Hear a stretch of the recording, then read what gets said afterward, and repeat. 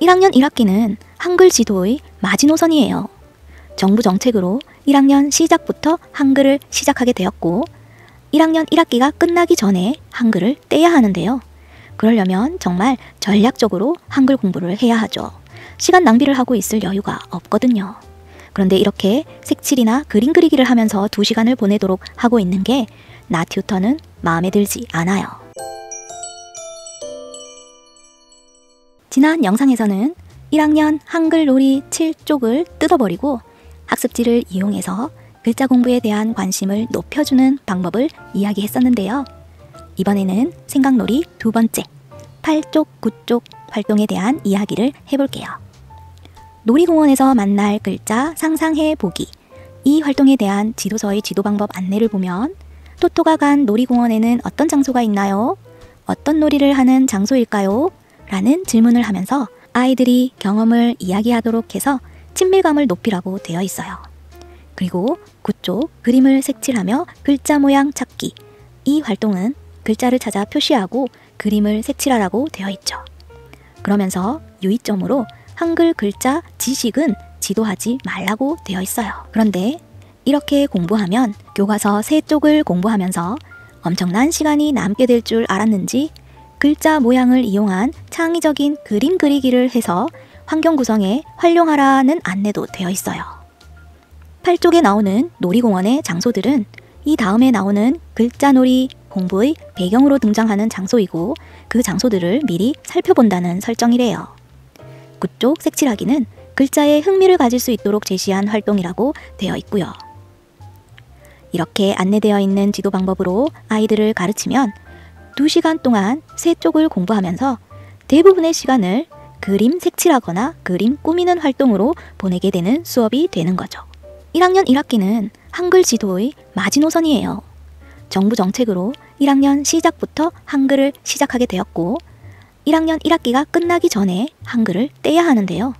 그러려면 정말 전략적으로 한글 공부를 해야 하죠. 시간 낭비를 하고 있을 여유가 없거든요. 그런데 이렇게 색칠이나 그림 그리기를 하면서 2시간을 보내도록 하고 있는 게 나 튜터는 마음에 들지 않아요.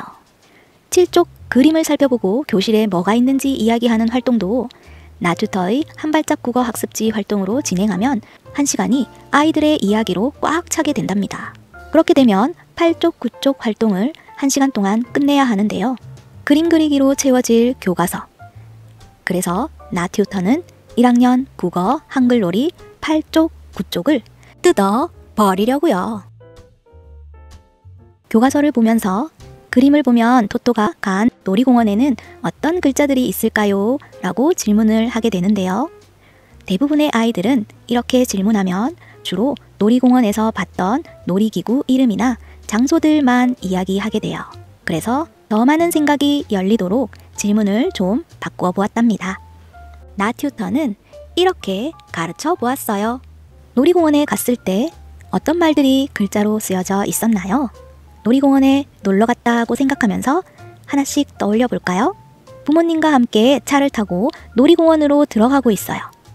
차를 타고 놀이공원으로 들어갈 때 어떤 글자를 볼 수 있을까요? 자, 이제 놀이공원으로 입장을 해야 하는데 어떤 글자를 볼 수 있을까요? 놀이공원에 들어와서 이제 신나게 놀기 시작하면 되겠죠? 노는 동안 어떤 글자들을 볼 수 있을까요? 그럼 놀이기구를 타다가 잠깐 쉴 때 볼 수 있는 글자도 있을까요? 장소나 놀이기구의 이름을 알려주는 말 외에도 놀이공원에 또 어떤 말들이 글자로 적혀 있나요? 놀이공원에 있는 이런 글자들은 우리에게 어떤 도움을 주나요? 놀이공원을 가본 경험을 떠올려 볼 수 있는 다양한 질문으로 표지판이나 경고문에 있는 여러 가지 내용의 글자들을 이야기해 보면서 우리 생활 속에서 볼 수 있는 글자에 대한 관심을 높여줄 수 있답니다. 이렇게 질문을 조금만 바꾸어도 훨씬 더 여러 가지 글자들을 떠올려 볼 수 있어요. 실제로 우리는 생활하면서 여러 가지 안내들을 글자로 써두는 경우가 아주 많은데요. 이렇게 실제로 사용되고 있는 글자의 쓰임을 생각해 보면서 글자로 써놓은 여러 말들을 떠올릴 수 있도록 도와주는 질문이 글자에 대한 아이들의 생각을 더 크게 열어주는데 훨씬 더 유용하겠죠? 이렇게 이야기를 나누다 보면 2시간이 아이들 이야기로 꽉 차게 지나간답니다. 혹시 7쪽, 8쪽 나투터의 활동이 1시간에 끝났다면 그대로 다음 공부로 넘어가도 좋아요. 진짜 한글 공부를 본격적으로 할 때 오히려 시간이 모자랄 때도 생기니까요. 9쪽에 나오는 그림을 색칠하며 글자 모양 찾아보기 활동은 지도서를 보면 이런 색칠하기 활동을 학습 흥미를 끄는 정도로 지도하라고 되어 있는데요. 그림 그리고 색칠하기 활동은 대부분의 아이들이 좋아하고 흥미있어하는 활동이 맞긴 하지만 국어 시간에 흥미를 끄는 정도로만 지도하기에는 색칠을 다 하는데 시간이 꽤 많이 걸리는 활동이에요. 나튜터는 이런 시간이 너무 아깝답니다. 어차피 1학년 아이들은 국어 시간이 아닌 다른 시간에 그림 그리고 색칠하는 활동을 어마무시하게 많이 하게 될 거거든요. 글자 모양을 찾아보는 색칠하기니까 국어 시간에 필요한 활동이다 라고 설명할 수도 있을 것 같긴 한데요. 글자 모양 찾기는 글자를 배우면서 그때 배운 글자를 확인하는 활동으로 하는 것이 훨씬 더 효과가 좋아요. 글자를 배우기도 전에 잘 알지도 못하는 글자의 모양을 찾아보는 건 별로 의미가 없는 게 당연하겠죠? 글자가 들어있는 그림을 색칠하든 글자를 넣은 그림을 그려서 꾸미든 아무튼 글자 모양을 이용한 활동들은 모두 글자를 하나씩 배우면서 하는 것이 훨씬 더 유용하답니다. 그래서 9쪽은 뜯어 버리려고요. 아니 그런데 요건 바로 버리지는 말자고요. 그대로 남겨놓아도 좋아요. 왜냐하면 본격적인 한글 공부를 하면서 글자 쓰기 등의 활동을 하다 보면 학생들의 개인차가 좀 큰 편이어서 자기가 해야 할 과제를 빨리 끝내는 학생들이 있는데요.